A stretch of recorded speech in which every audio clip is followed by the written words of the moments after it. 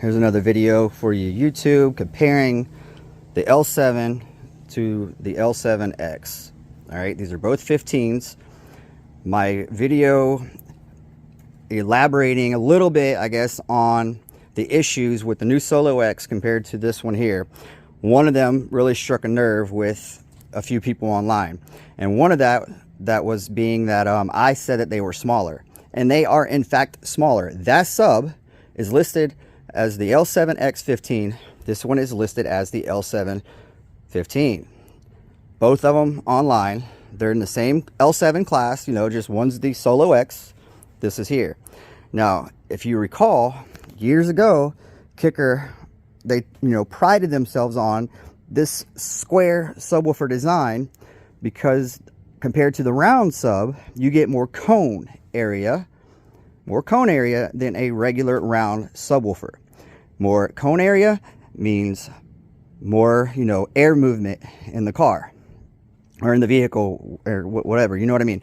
Their thing was, this sub is better because it's square, you're going to get more cone area, and that's going to push more air movement, more travel. They didn't say, you know, more reflex ring gives you more cone, like better. Their thing was this cone area. So I didn't even mention the cone area in that video, you know, not being similar. My thing was, I said that sub is smaller than this sub, and that is in fact true. So instead of me getting a recone kit and then being like, oh, let's drop this into this prefab box and showing y'all a bunch of bullshit, I'm gonna take this one and I'm gonna set it on top of that one upside down, and you will clearly see that this sub is in fact bigger than that sub. Certainly the cutouts on the website says 13 3/4, that's fine. So if you got a box that's got the perfect exact 13 3/4 cutout, then that's no big deal. But some of the other boxes, you can't use this screw. And even in his video, he showed you with that little plastic tray that this corner screw is the issue with those prefab boxes. But it's neither here nor there. The issue that I said was that the sub is smaller. This sub is smaller. So the cone area of this sub, cone, which is what they pride themselves on, versus the round sub, cone, here to here, on this sub was 9.5 inches of cone area, left to right, this way to this way, 9.5. This sub, the cone area, was 11 inches. Stitch across to stitch, 11. So this sub, in theory, based on their you know, terminology or whatever their method was years ago, by saying the square sub was better than the round sub, was cone area, not this. So that sub, cone area wise, is in fact bigger than this one. All right, and then the other issue is that I said that this sub is actually bigger than this one that wasn't touched on, is corner to corner. This old one, corner to corner, from here to here is 20.5 inches. On this other one here, outer edge to outer edge, corner to corner, is 20. No. Yeah, this sub is 20.5 inches here to here, you know, diagonal across the basket. This sub is smaller, and it comes in at 19.5. So 19.5 across, 19.5, 20.5. So bigger cone, bigger basket, smaller cone, smaller basket. So I was not in the wrong when I said that this new sub is in fact smaller. On top of the terminal identifiers, I was in fact correct about that too. So the next thing I'm going to do now, because I actually pulled this back out of the box to show this demonstration because I'm not beating around the bush. This sub cone area, according to Kicker, this one is going to move more air. There's more cone area on this other one. This one handles more power, of course. Yeah, look at the magnets, the stack, you know. But I'm not talking about power handling. I'm talking about this sub is actually smaller all the way around. It's smaller, other than, you know, the wattage. So let's show you that. Let's see, we're going to take that there. We're going to take this thing, and I'm going to set it on top of here. Why would you look at that? Huh, wow. Wow, would you look at that? Let's see here. Let me grab this pin. Where's that pin?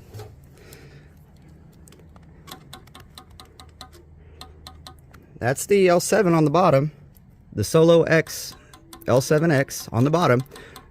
Over here, yeah, that's same. Here's where it's different. Wow, yeah, look at there. I even do it over here for you to show you. Even over here to show you. So I was correct by saying the new one is smaller. Which, this being smaller, if this old sub, you got, he did mention screw holes in that one. You got a screw hole here, here, but not here. But this new one does right here. Look at the placement of this pin. Let's see if I can do that. That's the corner screw. That would be coming up about right here on this old sub. And you guys want to say like, oh, you know, give me like backlash and stuff because I'm telling you the older L715's are actually bigger. Yeah. So that is an issue. This is where the screw would go. Actually, I'll grab a screw. One second. Let me get a bigger one. All right. Go from the bottom. That won't fit. Let me grab. See if this one will fit. From the bottom. Look at the placement on that. If it will show it. Yeah, that's inside the basket. That's not even on the outer ring of the top one. If I go here, I'm touching the rubber. The very tip of the screw is touching the rubber. If I pull out, it's on the inside of this basket. So, yes, the new L7X is smaller than the old ones, like I said. And then I even pointed out this foam area.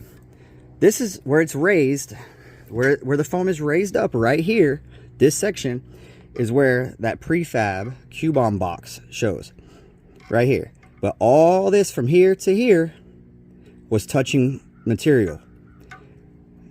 Now, when I put this screw in, it's kind of harder to see on this side. When I put this screw up in there, get up in there. Let's see where the placement is. Look at that.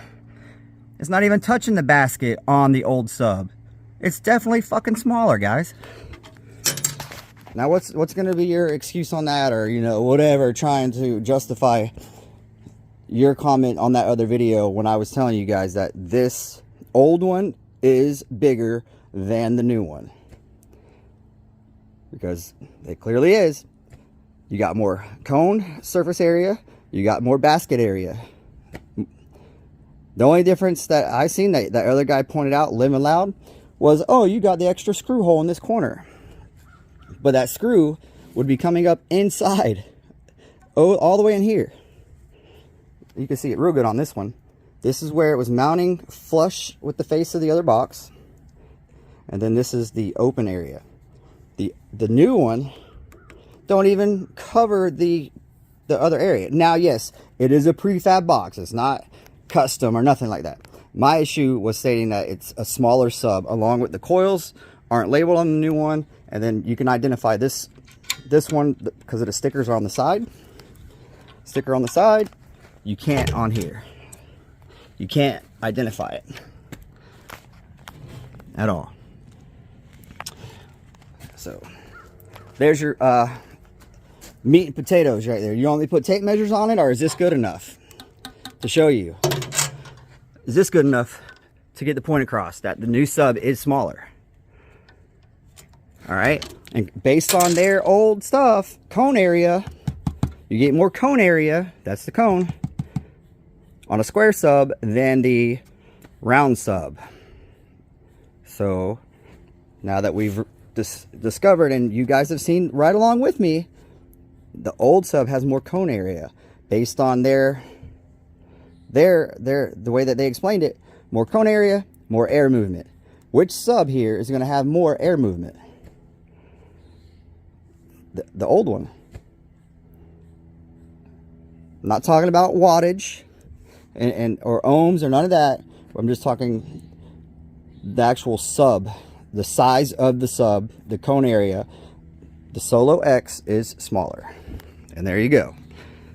That's not using some insert plastic dish that's going to be a beans and dip container for the Steelers losing on Sunday or whenever they're playing Buffalo. Well, there you go, guys. Now I got to put the speaker back in the box.